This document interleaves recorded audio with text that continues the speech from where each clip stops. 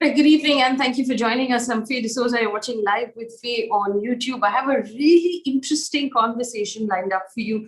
Also, because I know this is a topic that comes up in so many discussions. I want to first introduce my guest.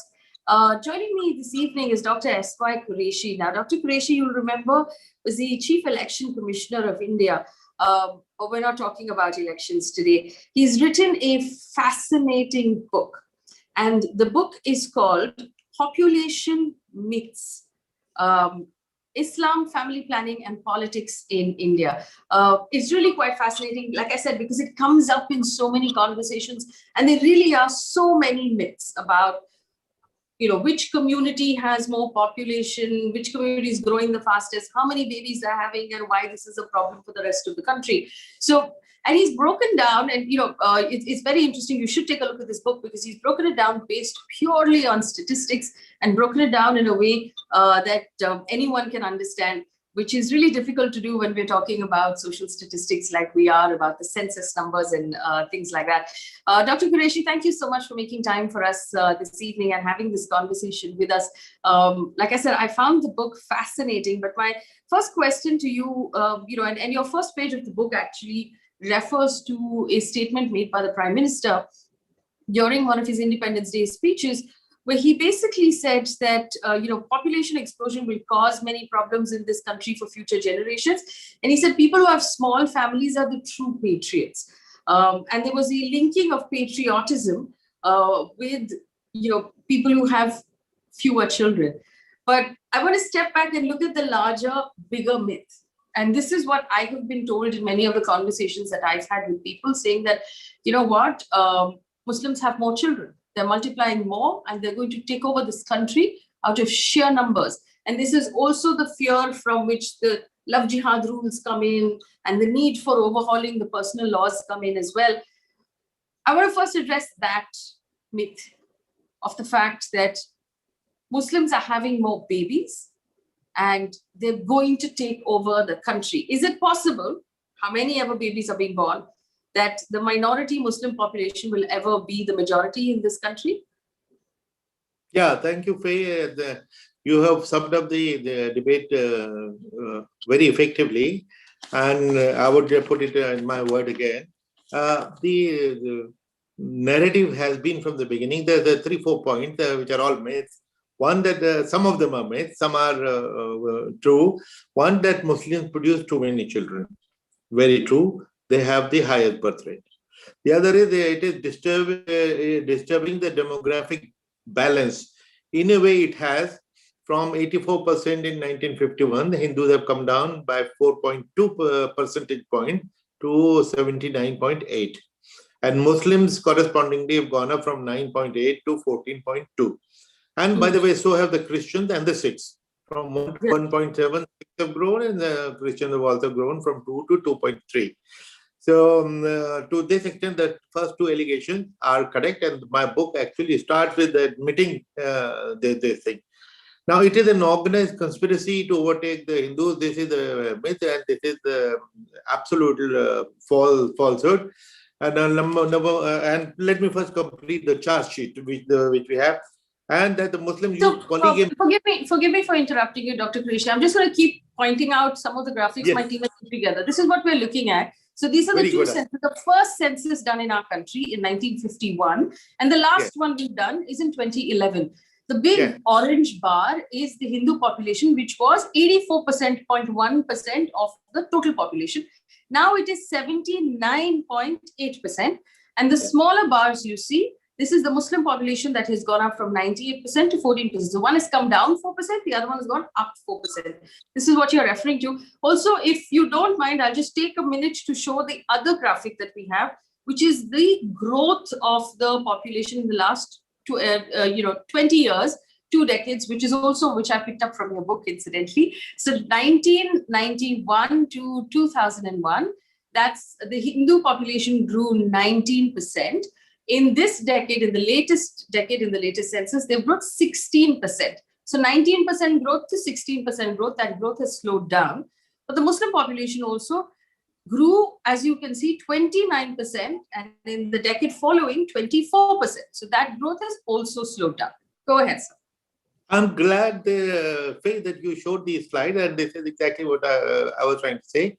Number one, that Hindus have come down from 84 by 4.2 percentage point, and Muslims have increased, as have the other two minorities. But from this graph, this is good that you brought it up, that the decline from in the Hindu population from 19.92, which is nearly 20%, to 16.72, and then there is a Muslim decline. The rate of Muslim population decline is faster and higher than the Hindus. Therefore, because of which the gap is narrowing. Initially, at the when we started National Family Health Surveys in 1991, actually at no point in time the rate of birth rate of Muslims was never more than 1.1 child, one children or one child. Now it is not that the Hindus had 2 children and Muslims had 10. Never. Hindus had five children, Muslims had 6. If Hindus had 6, Muslims had 7. It was always like that. And now the gap has come down from 1.1 to just 0.5. The gap is narrowing, so which is an important thing. So it is true, as I said, that Muslims have the highest birth rate. But do you know who has the second highest birth rate? The Hindus. Now, if you were to attach patriotism to the birth rate, the Muslims are the least patriotic. Who is the second least patriotic? Who produced the second highest number of children? Which is the Hindus. So therefore, this is the kind of logic actually is absolutely unreasonable, and it really makes no sense. Now, the fact that Muslims are catching up very fast, this is the encouraging sign. And the demographers have showed us how very soon the rates of growth will converge, and when the population stabilizes. In fact, I got a friend of mine who was the Vice Chancellor of Delhi University, Professor Dinesh Singh. He's a great mathematician. And I sent him all my data. And I said, Mr. Professor, can you just prepare a mathematical model for me? In how many years will Muslims overtake the Hindus? The publicity is that in 5 years, 10 years, but though just around the corner, beware, dar jao, bhago, that kind of propaganda. So he did a mathematical model, which is included in this book in its entirety without a word change. And he says, forget about it, not in 600 years, not in 1,000 years, never can the Muslims overtake the Hindus. Now, so much for the propaganda that they are going to overtake and Hindus should produce 10 children. So if we were to start a procreation war, the two communities, imagine what will happen to India. And I have cautioned both the communities through my book that don't get into that kind of competition. If there is a competition, it should be for adoption of family planning, for education, for literacy, for economic and social development. So, and I'll come to education and literacy because, yes, go ahead, please. Yeah, just one point. Now, the one allegation was that the Muslims used polygamy basically with the intention of, for the same intention, overtaking the Hindus and multiplying very, very fast. Now, the polygamy debate itself is very ill-informed. Now, I have examined it at different levels. What does Islam say about polygamy? For number one, there was a committee constituted by Government of India in 1975, a Status of Women in India committee. And it found that all communities in India are polygamous. Tribals had more than 15%, Buddhists, Jains, Hindus 5.8%, Muslims 5.7%. The least polygamous community was the Muslims. Now, then to see whether this is just a freak figure or a freak statistic. I have a question. In most of these religions, polygamy is not legally allowed under their personal laws. How is that possible? Yeah, then I'll come to that. I'll explain the religious point of view. Let me first tell you what the facts are. What is the extent of polygamy? Right. So for the only study ever done, you found that polygamy was not rampant, but prevalent in all communities, and Muslims were the least polygamous. So in order to see whether this was a one-off and a freak figure, I looked at the census of 1931, 41, 51, and 61.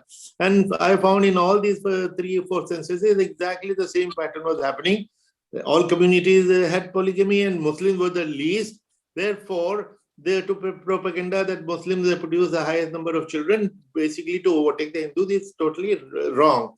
Now, before I explain the religious angle, now in India, polygamy statistically is just not possible. And what do I mean by that? You must have heard of the gender ratio. Gender ratio in India is adverse against women for the last 100 years, which is unfortunate in itself, which means for 1,000 men, there are only 940 women. Today, there are 924 women for 1,000 men. So statistically, a second woman is just not available to me. Suppose I want to marry a second woman, where is she coming from? She just does not exist. We don't have the numbers. So in fact, I have mentioned this word in a lighter vein, but it's statistically sound that statistically no Indian has a full wife. They have a 0.9 wife. That is the statistics. And now what does religion say? Can I explain that to you also now? No, well, before you get to that, Dr. Quraishi, my question was not specifically about religion, but about personal laws, the personal laws in our country. Now, the Hindu Marriage Act prevents an individual who is married under the law to marry somebody else. And so does, other than the Muslim personal laws, all of the other personal laws prevent polygamy. So if we're saying that there are other communities that are also polygamous, by statistics, how is that possible? Are these basically live-in relationships? Are these illegal marriages? How do they work? Yeah, no. Well, obviously, when they're talking about polygamy, they're not live-in relationship because they are not marriages. So polygamy is when you actually get married. If you Google, you'll find lots of Hindu families who were polygamous. Now, in 1955, Hindu Marriage Act prohibited polygamy among the Hindus, among all communities except Muslims and the tribals. But this survey was in 1974, 15 years after this act came into being, and even this survey found polygamy is still prevalent among the Hindus more than the Muslims. So now, if there is this belief that Islam encourages for polygamy, it is wrong, because there is only one verse in the Quran which talks of having 2, 3, or 4 wives, but it is only one verse, and it is important to know the context. This verse was about the orphans and the widows. They used, because of the tribal warfare, there used to be so many widows and orphans. God is telling Muslims that please treat the orphans fairly, with justice. Do not misappropriate their property. Do not substitute their good thing with your bad thing. And in fact, the best thing in justice will be that from among them, you marry 2, 3, or 4. From among them. Now, the Muslims have made a mistake. They all say that this is only a permission and not an injunction. And permission is also conditional, that you treat them equally, which is which Quran itself found that is difficult and says that you marry one. Now, if it is only a conditional permission, one condition every Muslim talks about, but I would like to say that actually there are 2 conditions, because the verse itself is that from among the orphans, marry 2, 3, or 4. When I want to marry second, I'm looking for a virgin. Why? I should go for a widow with children, because the idea is to give them economic security. So therefore, from the religious point of view, both Muslims suffer from a myth, and the Hindus, the people who propagate this kind of narrative, they both are wrong, and they need to understand the correct interpretation and the correct situation. I want to take this back to the statistics, if I may. There's also a theory or a myth on the use of contraceptions that Abrahamic religions, which is the Muslim religion and the Christian religion, both prevent or prohibit or advise against contraception. And I know that the Christian religion effectively says that babies are gifts from God, and so you shouldn't stop that. But this is another statistic that is from the NFHS 5, 2015-16, which is also in the book, which basically points out the use of contraceptives among people of different religions. Again, I want to point out here, Dr. Quraishi, that among the Muslim population, the use of contraceptive is the lowest. Yes, yes. In fact, I have said in the beginning and repeatedly that Muslim birth rate is the highest, but we have not yet come to the fact as why it is the highest. So here also, but also there is a positive side. If contraception is illegal in Islam, despite that, 50% of the Muslims are using contraception, and contraception not just temporary method like condom. But even sterilization has been undergone by 20% of the Muslims. And I have argued, and I'll probably come to that later, that Islam has not prohibited family planning. The only prohibition is against the permanent method, which is sterilization. Even then, 20% Muslims have gone for sterilization. And in fact, if I may mention to you, why I think Islam is the forerunner of the concept of family planning. 1400 years ago, when there was no population pressure, well, there is only one verse in the Quran with first of all, there is no prohibition in the Quran of family planning. Whatever needed to be prohibited, there is a verse in the Quran that what we wanted to prohibit for you, we have prohibited in detail. Now, they haven't, Allah has not prohibited family planning. Now, all we have is interpretations. Some are for, some are against. And I'm going to give you one verse from the Quran which says, you must marry when you have the wherewithal, because it keeps you away from promiscuity. God is asking you to marry when you have the wherewithal. Okay. Only when. Now, let me explain to you, Faye, this is important to understand, particularly from the Muslim audience. Now, Quran itself says that you marry when you have the wherewithal. Now, whatever was not clear to a Muslim, he would go to the Prophet, peace be upon him, and ask him for explanation. So a poor young man went to the Prophet and he said that Quran says that when I have the wherewithal, I don't have the wherewithal, but I have my sexual needs. What should I do? So Prophet repeated that verse and he said, till you have the wherewithal, you should resort to fasting, because that suppresses sexual desires. So it becomes a complete recipe, and which is called Hadith. What Prophet said or did was Hadith. One more Hadith clinches it absolutely. One man who had many children went to the Prophet and said that I already have so many children, I don't want any more. So I want to stop it and I want to practice al-azl. Al-azl is withdrawal method. So, and he said, but a Jew was telling me that it is a minor infanticide.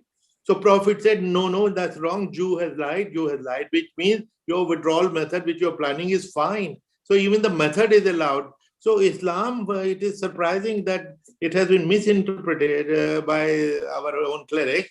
Islam was so far-reaching that 1400 years ago, it talks of it talks of health of mothers, health of children, proper upbringing, the quality of life. All these things are the concepts of the Quran and Hadith.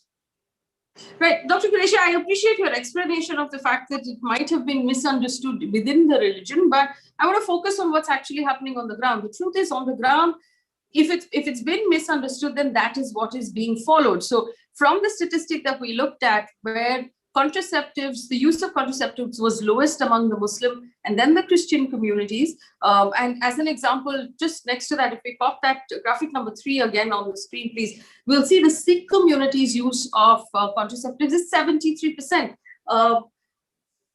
Is this purely to do with religion? Are there other factors of education, state, access to information, access to birth control that also plays out? Because it looks like a religious thing right now. Right. No, very, very good that you brought this slide back. I wanted you to do it. Now, if you see Muslims and Christians with 50%, around 50%, just look at the Hindus. Where are they? Are they 90%? Are they 95%? They are close by. Exactly, more or less where the Hindus and Muslims stand. And Sikhs are doing so well. And now I refer you to your opening statement when somebody attributed high birth rate to patriotism or lack of it.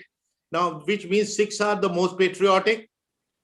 And where are the Hindus then? Are they less patriotic?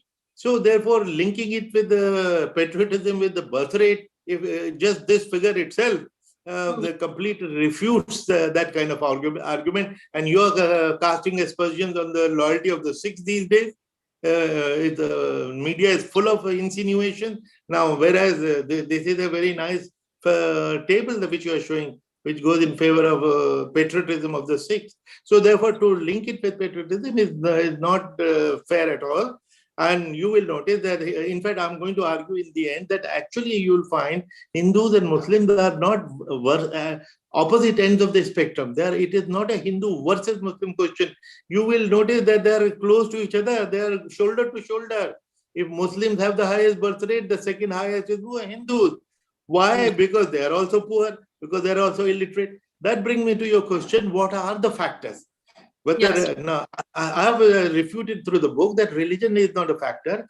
It is there is a whole chapter on this. The three main factors are literacy, particularly of girls. Second is their economic status, their income. Third is service delivery. Across the board, we have seen as the education level goes up, the number of children goes down. Across the board. As the income goes up, number of children goes down. When the service delivery goes up, the number of children goes down. Now in service, we find then there is a whole chapter, where do Muslims stand in these socio-economic indicators? They are the poorest. They are the least educated, less than even the scheduled castes and scheduled tribes, so who are the backward. So Muslims are even more backward, and they are the poorest. Service delivery is lacking in their areas because those clusters are called mini Pakistan. Doctors don't want to go there. Now, instead of tackling these factors, socioeconomic factors which determine the fertility behavior, we are talking in the air. So we have to actually address these issues. Education. Yes. Have you heard anybody talking about Muslim education, Muslim poverty? On the contrary, what we heard in the last 1 year, don't do business with Muslims. Don't buy the things from the vegetable vendors and things like that. Now, which means that's not going to help family planning if this is how we deal with them. I want to just take a minute to thank Rachna Chatwani and Aman Peshawari for your contribution to us on the live chat. It's the money that will go towards paying salaries and keeping us independent. There was an interesting statistic, and this is also, I want to point out to our audience, echoed in reports written by the Population Foundation of India that has found the same thing that Dr. Quraishi is talking about, which is that fertility rate, which is the number of babies on an average that a woman of the age, in the fertility age has, is linked directly to education of the woman, to access to birth control. So is she able to get the condoms or the birth control pills, or the intrauterine birth control that she uses? Is she able to access that easily? And is she able, also the age of marriage, which has also been pointed out in the book? These are the things that that are directly linked. It actually has nothing to do with religion across the board. And the interesting statistic I found that proves that is the fact that the highest fertility rate, the women having the most babies, are in Uttar Pradesh, which doesn't have a proportionately large population of minorities, whereas the lowest rate is in Kerala. Kerala has a proportionately larger population of Muslims and Christians as minorities in the state. They account for nearly 50% of the population of Kerala, and yet, despite all of those religious factors, Kerala has the lowest rate of fertility. Why, do you ask? Education. Kerala is 100% educated, which means all the girls in Kerala actually finish studying, they have access, they understand, they're able, they're empowered to make those decisions. You said something very important, and I want to pop this up, another graphic, if I may, on the screen. This is an interesting one. This I found very interesting in your book. It's exposure to family planning messaging between men and women in the country. This is again the government data, the NHFS 4 data that's popped up. And look at it, men actually have more access to family planning information at 71%, and women have only 29% of that information. Whereas the decision maker, let's be very clear, are the women. So really, even if we set aside the idea of religion, and I'll come back to the education of Muslim girls and how that is actually a crippling factor, how important is it in your mind, Dr. Quraishi, that we focus the empowerment, the messaging, the access to the women of this country? Absolutely. Which is we have been saying repeatedly that the literacy and education of women is the most critical factor. And with literacy comes awareness, exposure, and even with literacy, even the age of marriage gets delayed.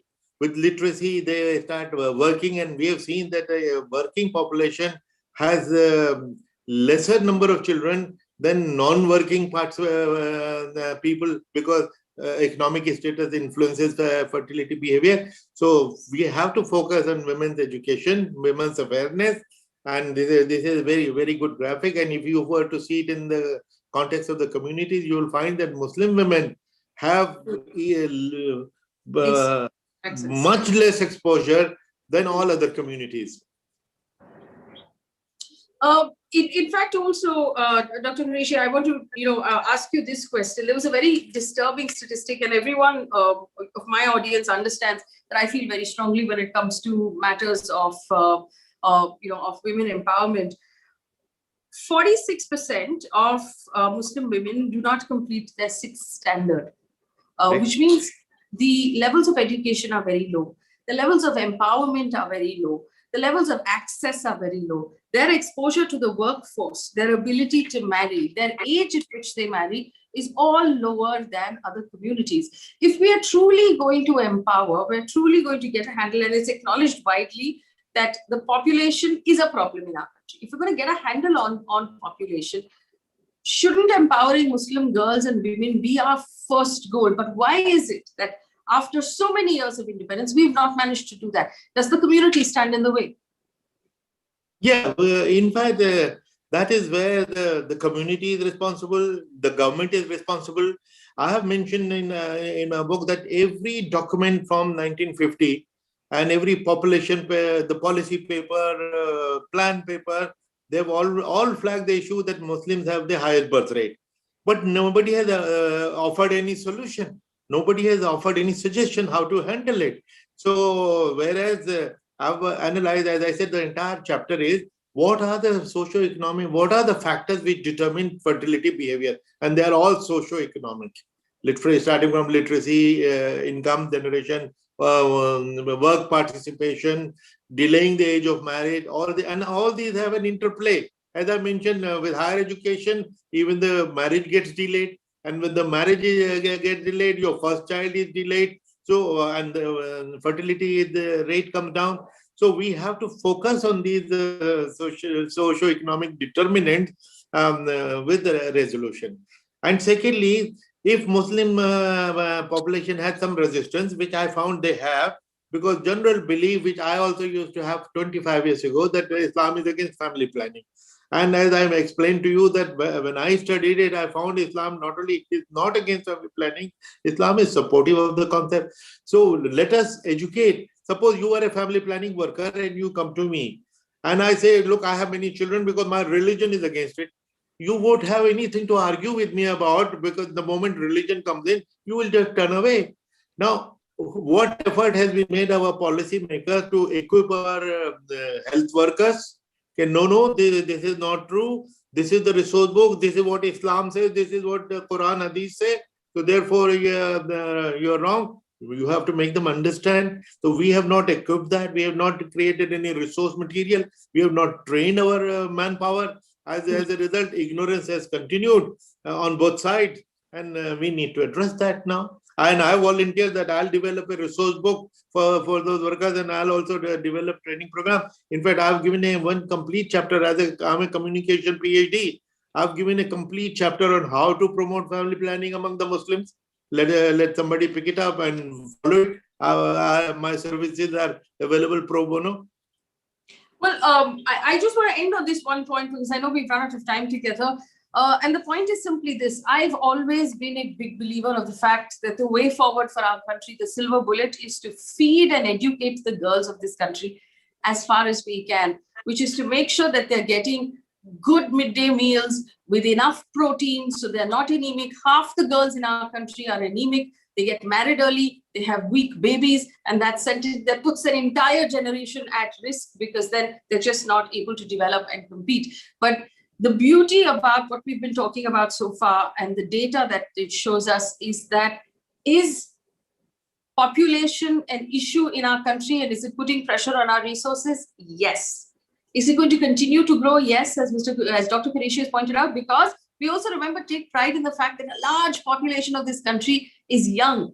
Young people are going to have more babies, as opposed to countries where the large population is in their 70s. So we are going to have more of a population growth. But what is the solution? It is not about religion, or religion might play a small factor. Remember, and I know that everybody's going to get really upset about this on my chat window.